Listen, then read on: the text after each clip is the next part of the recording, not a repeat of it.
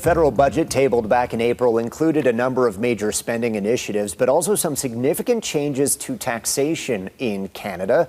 So how will these changes impact you? Sheri MacMillan, founder and CEO of MacMillan Estate Planning, is here to help us understand the implications as well as talk about some of the opportunities and strategies to save on your tax bill. Good morning to you, Sheri. Good morning, Blake. So let's talk about what was included in the 2024 federal budget when it comes to taxes. What's changing there?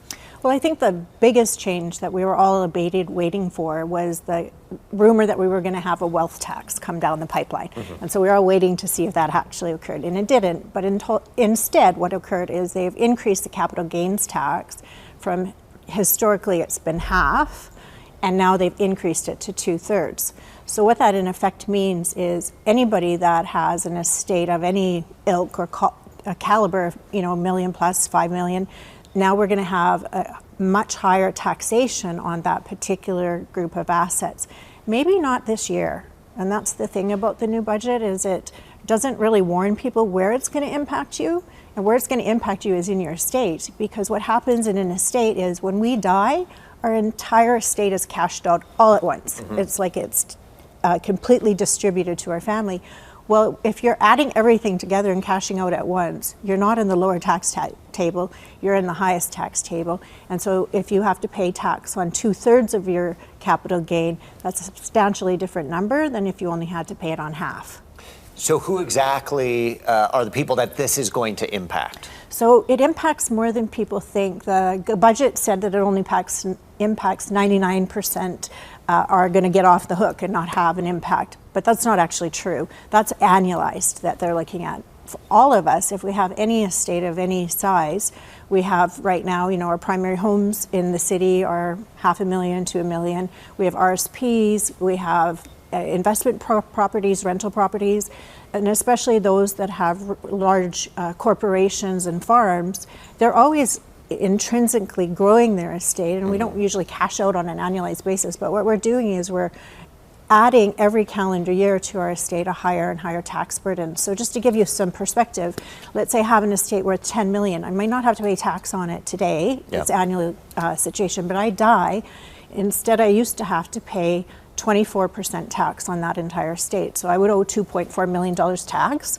With this new legislation that's just been enacted, because it is 2/3, when you apply the tax table to it, you're actually going to be paying $3.3 million in tax, which is an extra $900,000. A substantial difference. It's a substantial difference. What can people do to sort of minimize the impact as far as strategies or opportunities? Well, the good thing is there is planning opportunity, as you're mentioning, and so we're just saying to families, do it now, because what they've said is we have until we have until June 25th, this calendar year, to crystallize some of our historical capital gains taxation. So we're really, really busy right now doing that kind of work.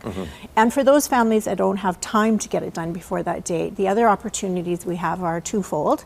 The first one is a technique called an estate freeze. So going back to that example, if I have an estate worth $10 million, I'm not going to let it grow to be worth $20 million before I die.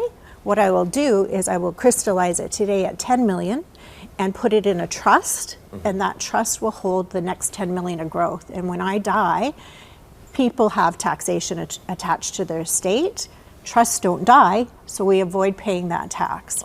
And so there's this wonderful privilege that we have. We just have to employ it. And now it's that much more important, obviously. And that kind of speaks to how important tax planning is. Yes.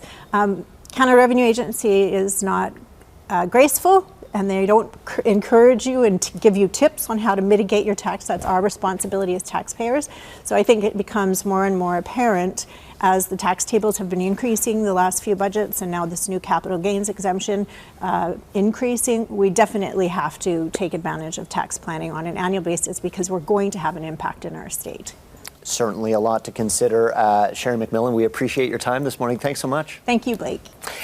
You can learn more from Sheri and her team at an information seminar that's actually happening later this month, May 30th at 6:30 at the Fairmont Palliser. You can also attend that seminar virtually. To register, head to macmillanestate.com.